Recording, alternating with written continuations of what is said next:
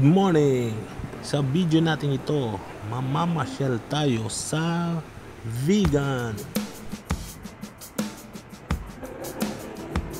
Mula Cavite ay bumiyahe kami ng 430 kilometers papunta dito sa Vigan. Tara at libutin natin ang Vigan.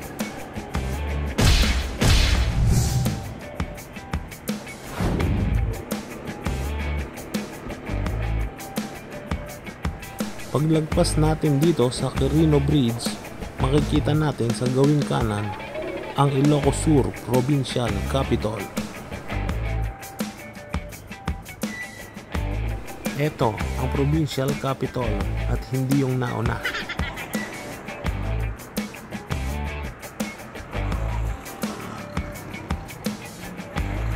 At etong sa tapat niya ay Plaza Salcedo.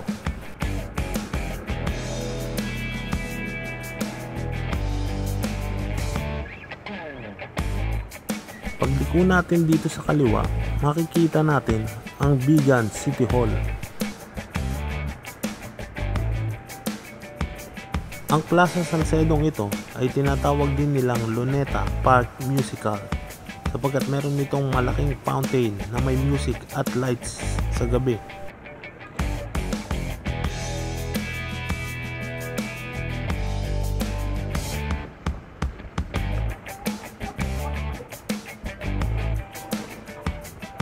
At eto, sa likod ng Plaza Salcedo, makikita na natin ang Vigan Cathedral at ang kanyang bell tower.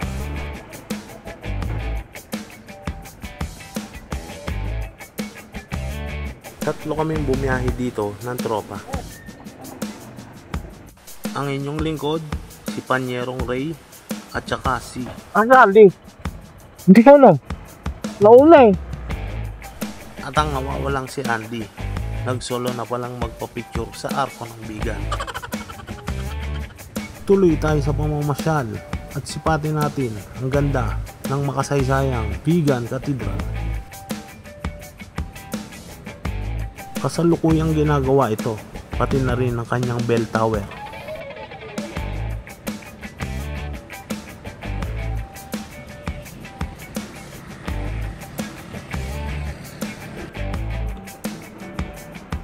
Itong gusali sa harapan ay ang Museo Nueva Segovia.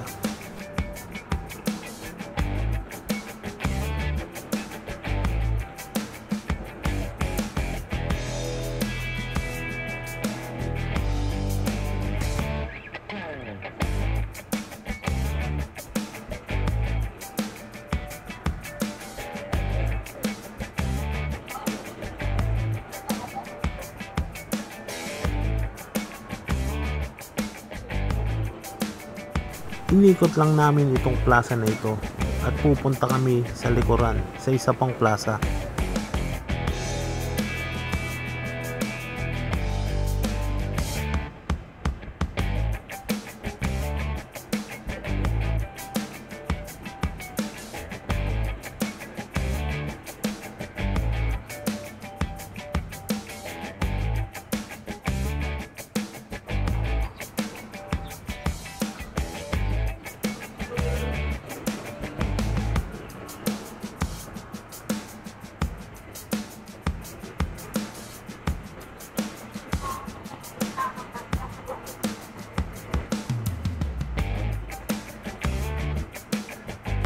Itong daan na pinasok namin ay ang Florentino Street.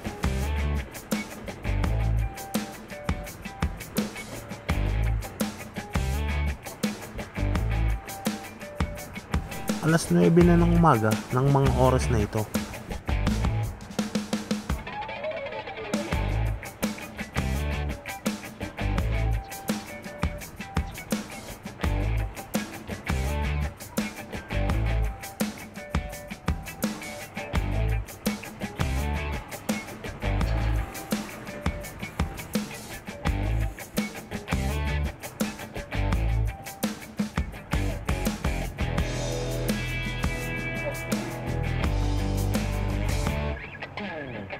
Itong nasa kanan ay ang Vigan Plaza Hotel. Sa Sa tapat niya ay ang apardahan ng mga kalesa.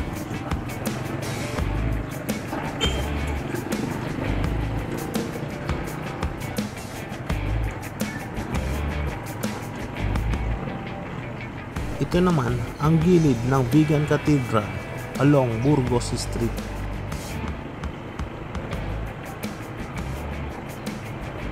Kabila. Dalawang beses namin inikot itong Vigan Cathedral upang makita namin ang kabuuan nito. At nang makabalik kami dito sa Florentino Street, dito na kami pumarada sa gilid ng Burgos Plaza. At dito na kami magsisimula mag-walkathon. Ito ang Plaza Burgos at ito ang rebulto ng martir na si Father Jose P. Burgos.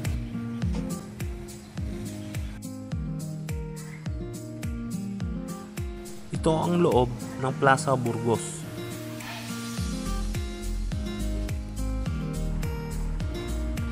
Ito naman ang labas ng plaza along Calle Crisologo.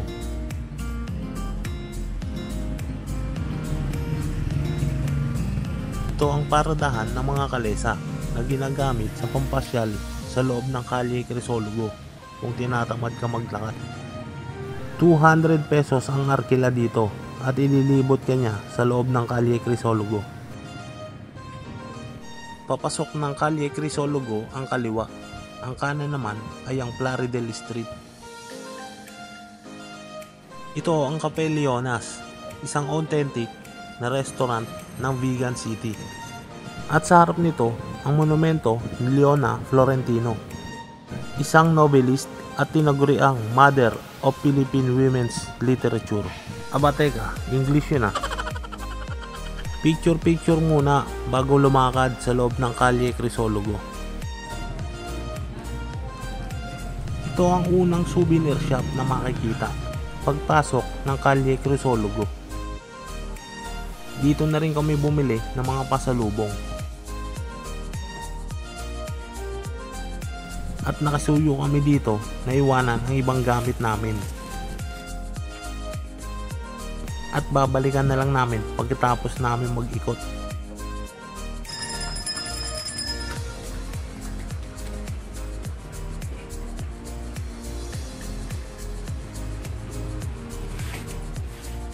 Tuloy lang ang lakad at ang pamamasyal.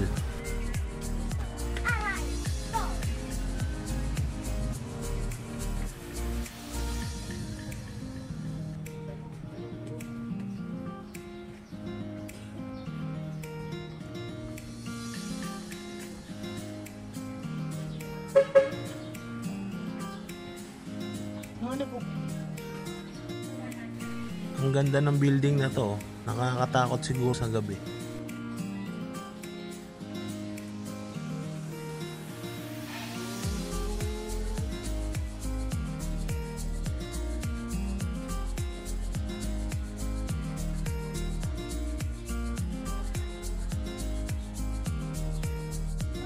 Salcedo, corner, Crisologo Street.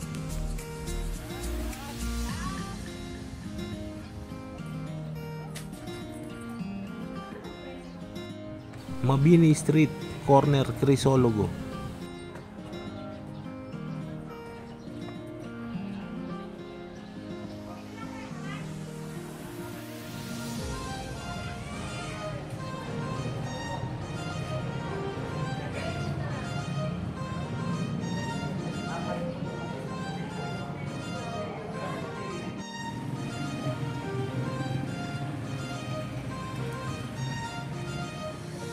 At ang Vigan Heritage Mansion along Liberation Boulevard.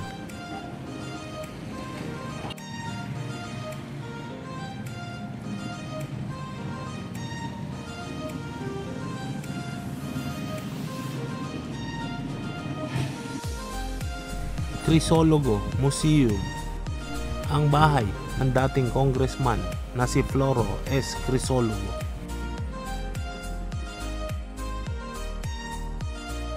Ipapakita natin ang loob ng museum na ito sa hiwalay na video.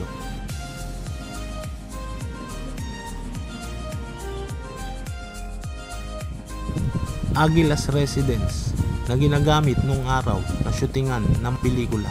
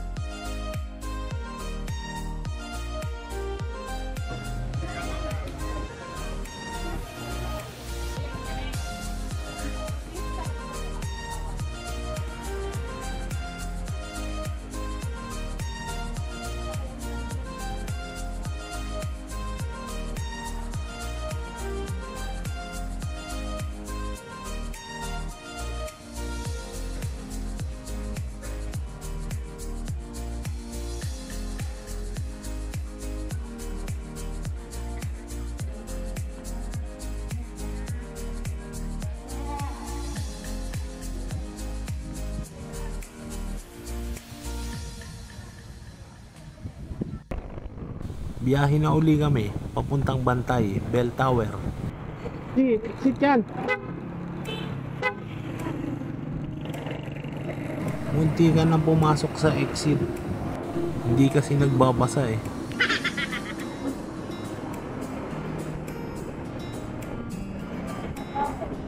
Dito sa kabilang street ang pasukan papuntang St. Augustine Church.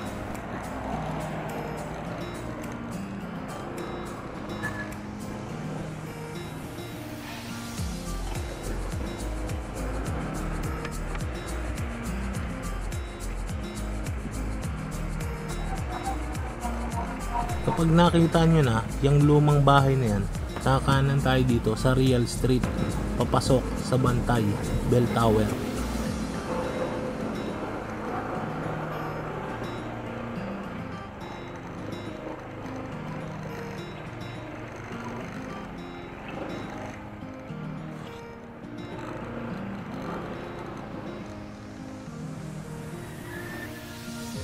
Ito ang Parish of St. Augustine of Hippo o Bantay Church. Kasalukuyan siyang ginagawa ngayon. Nasa harap nitong simbahan ang rebulto ng Our Lady of Charity ng Bantay, Ilocos Sur. At nasa likod naman ito ang Bantay Bell Tower. Itong St. Augustine Church at Bantay Bell Tower ay tinuturing na isa sa pinakamatandang simbahan mula pa noong 1591. Sarado ang gate niya ngayon at hindi pinapapasukan sa mga turista dahil na damage ang bell tower na ito ng mga nakaraang bagyo at lindol.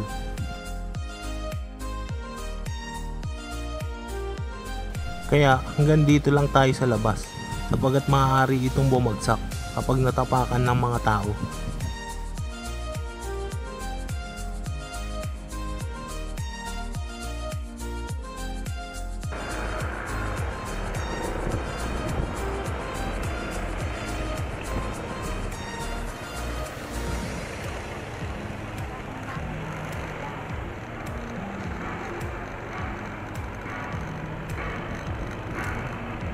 Sumunod si Andy. At tara, mag-ikot-ikot na uli tayo dito sa Vigan.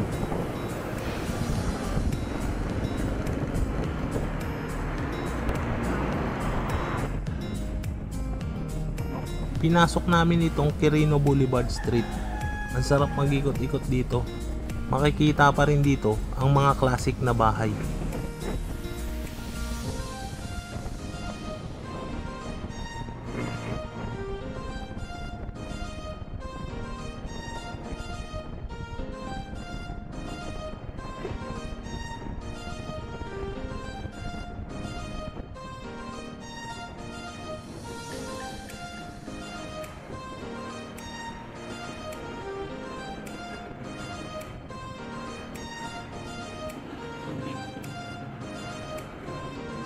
Dinire-diretso lang namin tong kalsada na to hanggang makarating kami sa Villa Angela, isang sikat na transient house dito sa Vigan.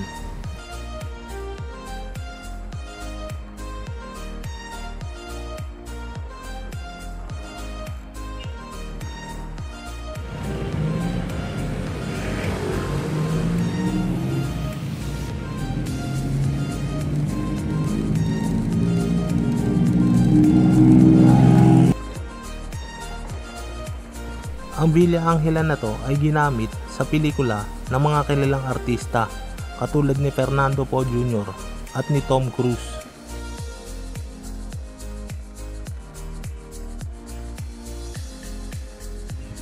Ipapakita natin ang loob na itong Villa Angela sa hiwalay na video at ilalagay ko na lang ang link sa ibaba.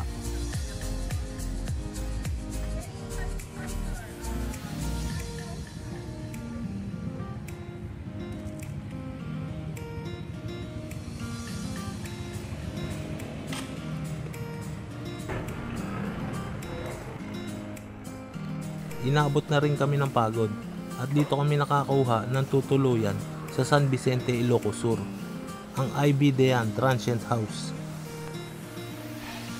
1,800 pesos, good for 4 person na. Aircon na siya at may dalawang double size bed.